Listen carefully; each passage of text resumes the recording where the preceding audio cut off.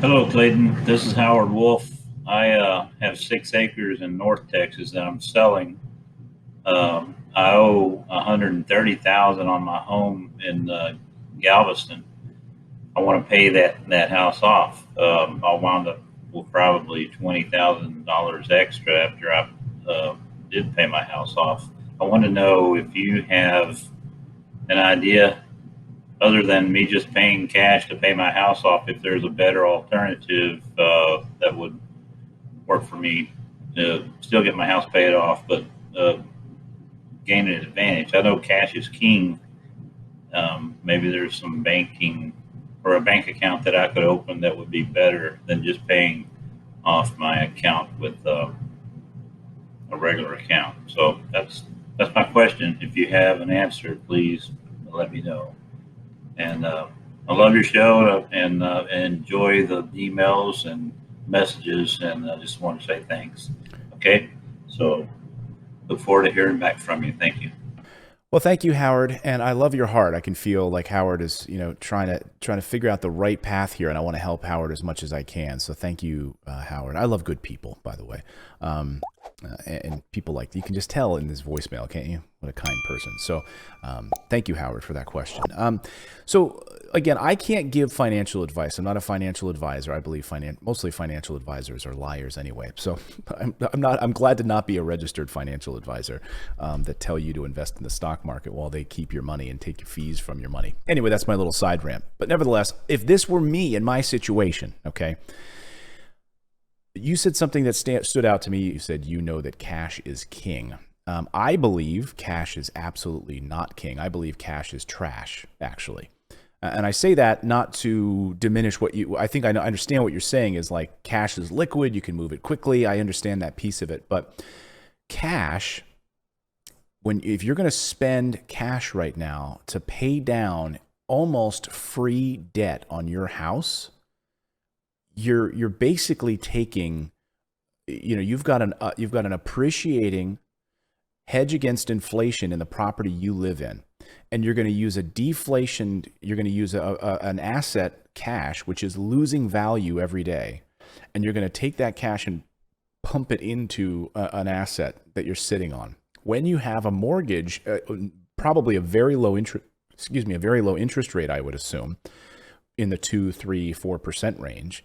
So as a hedge against inflation, like the bank has given you their money for you to own this property. Now, I've written a book. Natalie and I wrote a book on how to pay off your mortgage in 5 years or less. I would encourage you to go to Amazon, get the blue cover edition of that book. It's a short read, and it'll take you through some different strategies on how to use different vehicles that you might have access to pay down that house more quickly. But I would say trying to pay this house off and using all of your cash to do it, then you're left with no capital. And then what are you sitting on? You're sitting on some equity in the property you live in.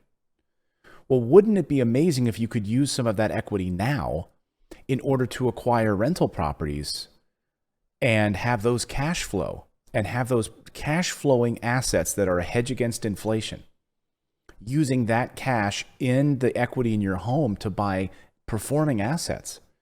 Remember, the house you live in is not a performing asset, Howard. So if you're going to be paying down that house, now you really don't have much left to show for it other than the fact that the mortgage is paid off or paid down, and you're not sending money out to a bank. But what if you could take all of that down payment money, all of that cash, and buy 2 brand new cash flowing properties? I mean, this would be a game changer. Then you would have $4,000 or $5,000 in cash flow every month from those rental properties that you could funnel towards the mortgages on the rentals, also on your own primary residence where you live. And you're essentially living mortgage free because the cash flow from those rental properties is paying you back. I just would caution you, in my opinion, thinking that you want to pay off your house right now with these record low interest rates, and the bank has given you money. We are in a debt society. We run on debt. And if you look at all of how the billionaires do it and all the big boys do it, what they're doing is they're borrowing this incredibly cheap money right now from these banks, and they're acquiring assets with it. So if you use that as a frame of reference, what I mean is they are using this incredibly low bank money and they are buying performing assets with that money because the government is just allowing them to get 2, 3, 4% interest rate loans. And they're buying things that are producing 10, 12% returns or higher on their balance sheets for their businesses. Heck, Michael Saylor, Bitcoin billionaire, what is he doing? He's borrowing money at like 3, 4%, and he's buying Bitcoin, which has a return of about 10%. That's what he's doing for his company's balance sheet. That's literally what he's doing. His business is acquiring Bitcoin and real estate. So I just think to look to these smarter, these billionaires who are being strategic with using debt as a way of building assets and cash flow. So you could also use a home equity line of credit. You could use that cash in down payment because I think cash is trash. If it's just sitting in a bank, it's losing value every month. But what if you could turn that cash into a performing asset like real estate investing?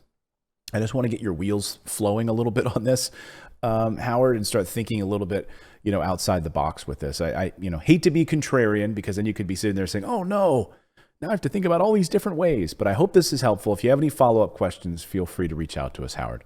If you have any questions, please feel free to reach out to us. Just go to morrisinvest.com/Clayton. You can leave us a voicemail question, and we will attempt to answer it here on the show. Try to keep them to about 30 seconds or less if you can. Now, go out there, take action, become a real estate investor. I believe it's the #1 way to build wealth. We'll see you next time, everyone.